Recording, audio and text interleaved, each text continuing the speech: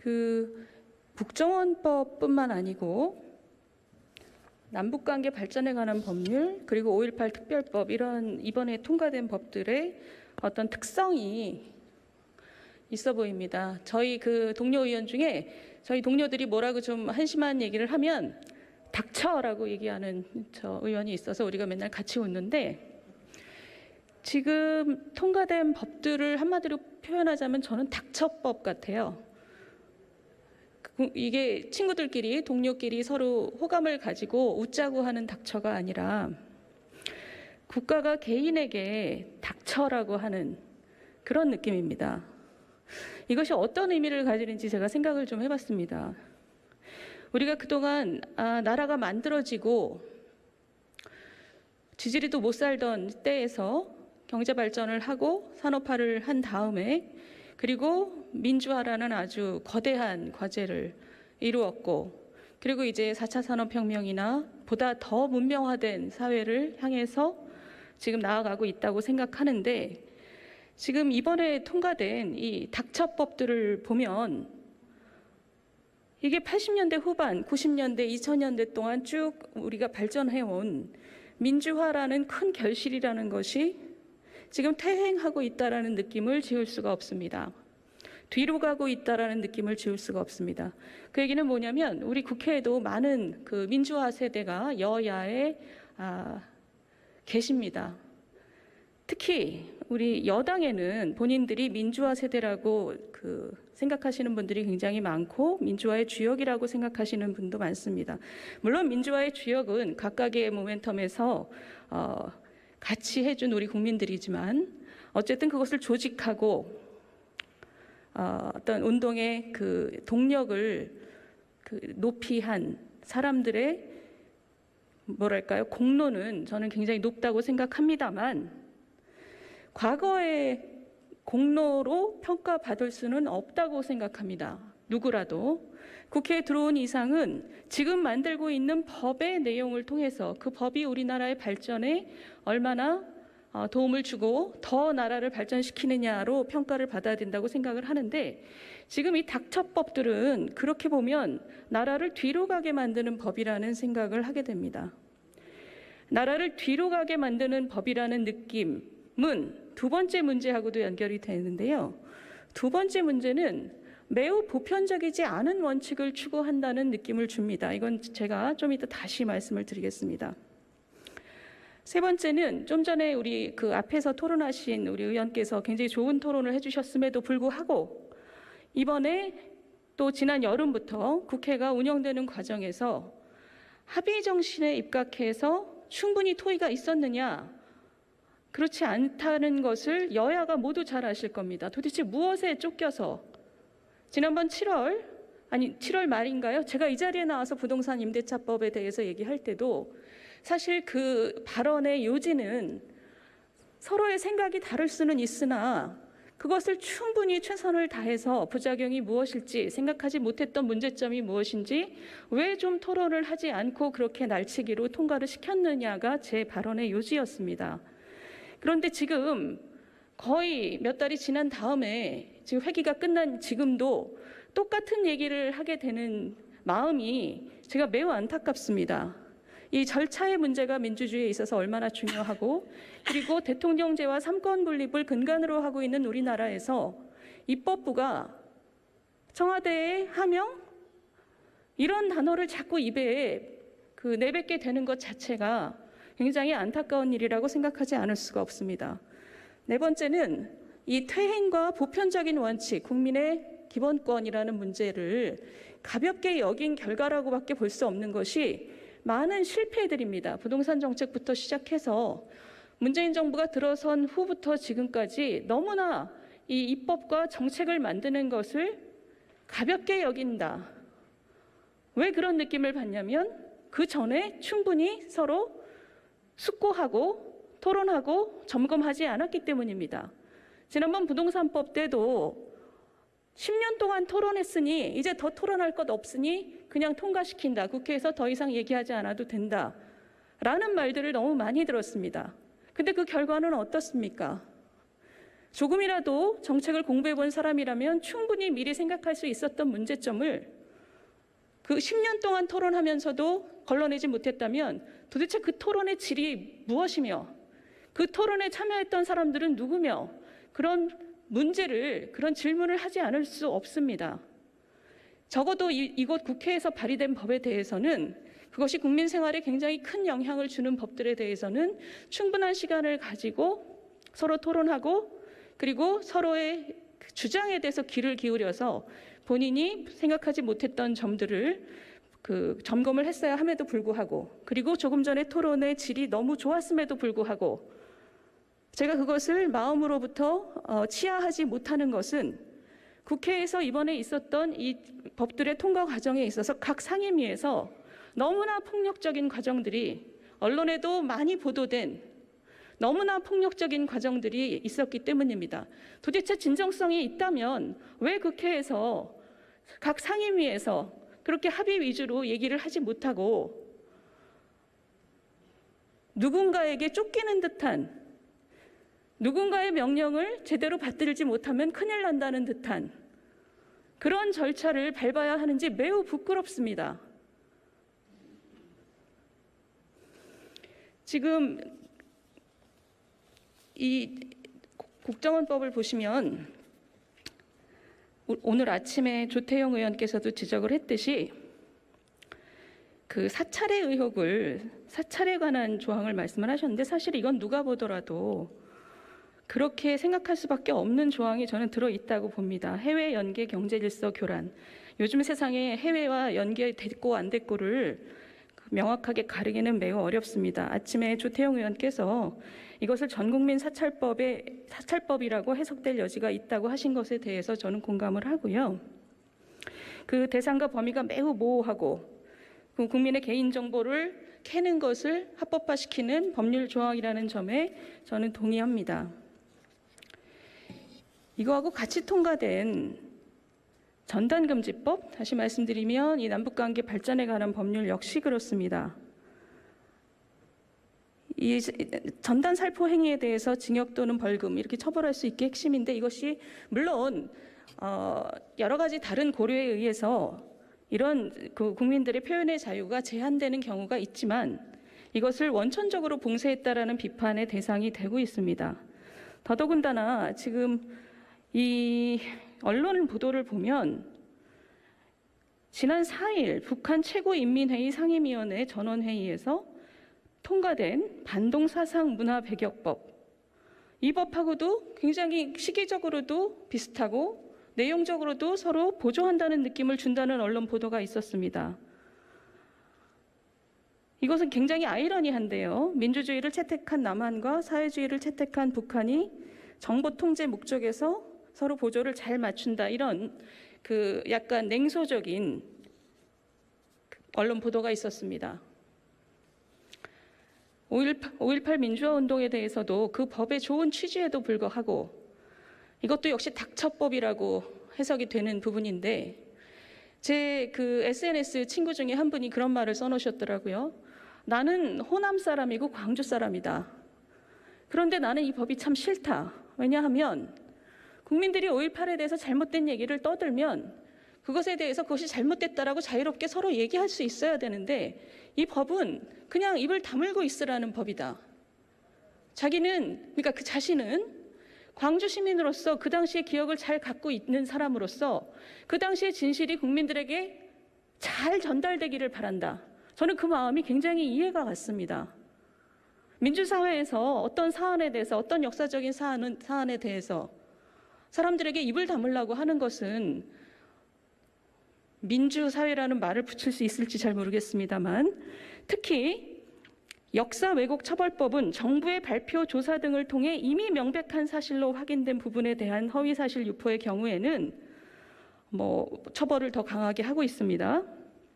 이것은 정부의 조사 결과와 발표도 시간이 흐름에 따라 다시 점검될 수도 있고 또 오류였다는 것이 밝혀질 수도 있는데 그것이 역사에서 항상 일어나고 있는데 거기에 대해서 그것과 다른 얘기를 했다고 처벌한다는 것은 적어도 근대 우리 현대 민주주의에서는 생각하기 어렵습니다. 지금 제가 좀 전에 보편적인 원칙에 대해서 말씀을 드렸는데요. 이런 전단 살포 금지라든가 이런 것에 대해서 굉장히 흥미로운 부분은 우리나라에 들어와 있는 UN 인권보고관의 발언입니다. 이분의 이름이 토마스 오헤아 퀸타나, 그 인권보고관의 말은, 이 사람은 이런 얘기를 하고 있습니다. 표현의 자유를 명시한 세계 인권선언 제19조를 근거로 들면서 모든 사람은 국경에 관계없이 모든 매체를 통해 정보와 생각을 습득할 권리가 있는데 이 권리가 북한에서는 사실상 완전히 제한됐다. 꼭 꼬집었습니다. 우리가 이런 표현의 자유, 모든 사람은 국경에 상관없이 모든 매체를 통해 정보와 생각을 습득할 권리가 있는데 북한 주민에게는 그것이 허용되고 있지 않다는 것을 우리 정부가 승인하고 있나요? 굉장히 보편적인 인류 보편의 권리에 대해서 왜 우리나라 정부는 북한 주민에게 이런 것이 닿지 않도록 하는 법을 명시하고 있는지 그 이유를 생각하기가 어렵습니다. 이분은 UN 인권사무소장인데 이분 얘기는 시나 폴슨입니다. 서울 UN 인권사무소 소장인데요. 탈북단체의 대북 전단 살포가 북한 주민에게 정보를 전하기 위한 활동이자 표현의 자유에 해당한다고 말을 했고, 중요한 것은 남북한 모두 표현의 자유를 보장하는 시민적 정치적 권리에 관한 국제규약을 비준했다. 이 규약은 정보를 다양한 수단을 통해 국경을 넘어 배포하고 받을 권리를 보장한다. 받을 북한 주민의 권리와 보낼 남한 주민의 권리가 모두 국제규약에 의해서 보장돼 있고, 이것은 뭐냐면 전 세계 국가에게 있어서 일종의 보편적인 권리라는 뜻입니다. 지난번 여기에 대한 그 외통위 반대 토론으로서 국민의당 이태규 의원께서 하신 발언이 굉장히 눈에 띄고 있습니다. 이것이 현존하는 급박한 위험의 해소인가, 표현의 자유라는 헌법 가치의 훼손인가, 여기에 대해서는 다양한 의견이 있을 수 있습니다. 그럼에도 불구하고 이 의원께서 생각하시기에 개인적으로 대북 전단이 남북관계 개선의 결정적인 장애물이라면 한반도 정세와 남북관계의 특수성을 감안해서 신중하게 논의해 볼 수 있다고 생각합니다. 그런데 이런 신중하게 논의하는 부분이 왜 빠졌는지에 대한 문제제기입니다. 이분의 문제제기는 굳이 법률안에 단독 처리라는 무리수를 두어야 하는 급박한 이유가 무엇인지 모르겠습니다. 특히 우리 국민이 바다에서 북한군에 의해 총살당하고 불태워지는 참사가 일어난 것이 불과 72일 전 2달이 지난 상태에서 이것을 이렇게 급하게 여당 단독 처리로 통과시켜야 되는 이유가 도대체 무엇인지라고 묻고 있습니다. 저 역시 그렇습니다.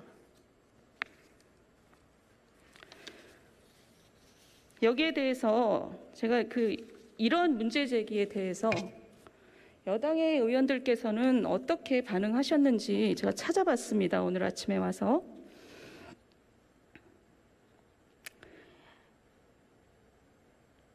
여당의 법안 단독 처리 이후에, 이것은 연합뉴스 보도 내용입니다.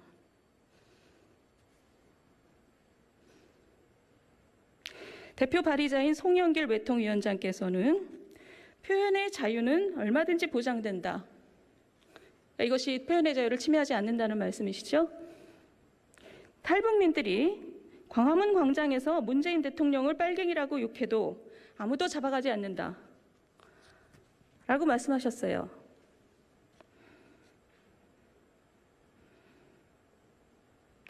전단을 뿌리는 것은 해선 안 되고 광화문 광장에서 소리치는 건 된다. 이게 과거에 이분들이 맞서 싸웠던 군사 독재 기간에 군사 독재자들이 하던 얘기하고 뭐가 다릅니까? 제가 오늘 아침에 와서 여러 가지를 찾아봤습니다. 이른바 무림 사건의 피해자들, 지금 대학 교수인 두 사람, 이 두 분은 1980년 12월 11일 12.12 쿠데타 1주년을 하루 앞두고 벌어진 교내 집회에서 광주 항쟁의 정신을 계승해 군부 독재를 타도하자는 내용을 담은 반파쇼 하구투쟁 선언문을 만들어 배포했다가 체포됐습니다. 서울대 동양사학과 학생이던 박 씨는 민청학년 사건으로 구속 제적됐다가 1980년 같은 혐의로 체포됐습니다. 두 사람은 한 달여간 서울 남영동 대공분실에서 구금된 상태에서 고문기술자로 이름 높았던 경찰관 이근환에게 구타, 물고문, 잠재우지 않기 등의 고문을 당한 끝에 허위 자백을 했고 이듬해 1월 계엄법과 반공법 위반으로 구속 기소됐다. 김 교수는 당시 징역 3년, 자격정지 3년, 박 씨는 징역 1년 6월, 자격정지 2년을 선고받았다.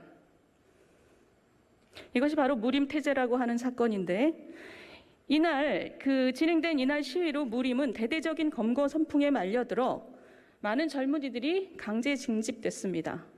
이게 우리 역사의 아주 어두운 시기를 지나면서 민주화 운동을 했던 분들이 겪어야 했던 고통입니다.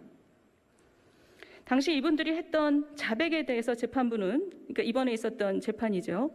사실관계를 인정하는 내용들은 피고인들이 당시 선후배와 함께 역사, 경제, 사회 그리고 사회주의로부터 배울 점이 있다고 대화한 사실을 인정한 것이지 당시 독재 정권과 경제체제에 대한 비판적 고찰까지만 한 것이지 이것을 넘어서 소위 반국가 단체인 북한을 이롭게 할 목적을 갖고 있었다고 인정한 것은 아니다. 젊은 사람들이 민주적 신념이나 권리에 따른 행동을 한 것으로 국가에 의해서 피해를 보면 안 된다. 너무나 당연한 말이고 이런 당연한 것들이 우리 개발 독재 때 침해되어 왔습니다. 그리고 그것에 맞서 싸웠다라고 자랑하시는 분들이 지금 닥쳐법 같은 것을 만들고 계십니다. 과거에 무엇을 했던 그것이 그렇게 중요합니까? 지금 나라의 녹을 먹고 이 자리에 와 있는 이상 어떤 법을 만드는지가 저는 가장 중요하다고 생각합니다. 홍성담 씨, 대한민국의 화가로 민중미술가입니다. 저희가 학교 다닐 때 굉장히 존경했던 예술가입니다. 이분도 이 예술가들과 함께 당시 굉장히 유명했던 사건입니다. 민족해방운동사라는 연작 걸개 그림을 그리는 데 참여했습니다. 이 그림은 한국 근현대사를 11개 부문으로 나누는 대형 걸개 그림이었는데 안기부와 검찰은 이것을 문제 삼아서 이분은 광주 민주화운동의 실상을 알리기 위해서 이런 것을 많이 만드는 작업을 했는데 이것을 그 당시에는 반국가 단체인 북한 공산집단의 주장과 활동에 동조했다며 트집을 잡았습니다. 그때는 북한에 동조했다고 트집을 잡고 지금 40년이 흐른 지금은 35년이 지난 지금은 북한을 고발한다고 남한의 실상을 알리고 북한의 실상을 알린다고 똑같이 처벌하겠다고 하고 있습니다. 도대체 그 본질에 있어서 뭐가 다른지 모르겠습니다. 1980년 신군부 집권과 더불어서 남영동 대공분실이 만들어졌고 그 피해 실태에 관한 첫 보고서가 문재인 정부가 들어선 이후 2018년에 만들어졌습니다. 환영할 만한 일입니다. 맨 처음 남영동 대공분실이 시작한 일은 언론인을 대거 체포 수사한 것입니다. 신군부는 비상계엄 상황에서 반독재 민주화운동 보도를 못하도록 언론사에 대한 검열을 강화했고 한국기자협회는 5월 16일 계엄당국의 보도 검열에 즉각 철폐를 요구하며 검열 지침을 거부하는 결정을 내렸습니다. 이어 경향, 동아 등 신문사가 제작 검열 거부에 나섰고 이 당시 많은 기자들이 연행되고 체포됐습니다.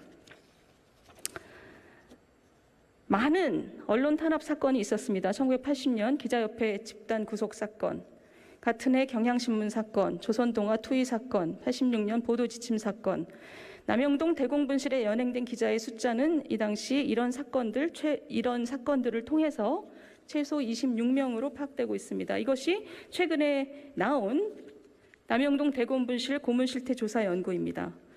문재인 정부 들어서서 과거를 이렇게 돌아보고 그리고 과거에 잘못했던 일들을 들춘 다음 거기서 현재적인 함의를 끌어내는 것은 국민의 한 사람으로서 매우 환영합니다. 그런데 이번에 통과된 닥쳐법에 대해서는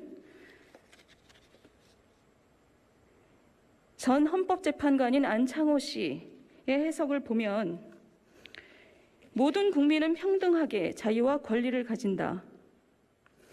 국민의 자유와 권리는 타인의 자유를 침해하지 않는 범위 내에서만 보호되고 국민은 타인의 자유를 침해해서는 안 되는 헌법상 의무를 부담한다. 헌법은 헌법 규범 사이의 위계 질서를 정하지 않는다. 특정 규범이나 가치를 일방적으로 우대하여 다른 규범이나 가치를 희생해서는 안 된다. 어떤 정책적인 목표가 있다고 해도 그것을 위해서 국민의 기본권을 희생시키는 것에 있어서는 극도로 신중해야 된다는 얘기죠. 대법관이 아니라도 너무 당연한 얘기입니다. 그런데 국회에서 이것을 통과시킬 때 그렇게 극도로 신중했었습니까? 또 특정 사람이나 집단에 특권을 부여하거나 그들을 보호하기 위해 타인의 자유를 일방적으로 희생시켜서도 안 된다. 기본권들이 충돌하는 경우 각 기본권의 기능과 효력이 최대한 발휘될 수 있도록 조화로운 방안이 모색돼야 된다. 너무 당연하게 느껴집니다. 그리고 특정한 상황에서 어떠한 기본권들이 충돌하는지, 기본권이 어떤 방법과 강도로 침해되는지, 충돌하는 기본권들이 인간의 존엄성 및 민주주의 실현에 대해서 가지는 의미와 중요성이 고려돼서 개별적, 구체적 방안이 강구돼야 된다. 특히 사적 자유 영역을 평등의 잣대, 다른 잣대로 한계 짓는 것은 인간 존엄성의 실현과 사적 가치의 근간을 훼손하는 것일 수 있으므로 매우 신중하고 세밀한 검토가 필요하다.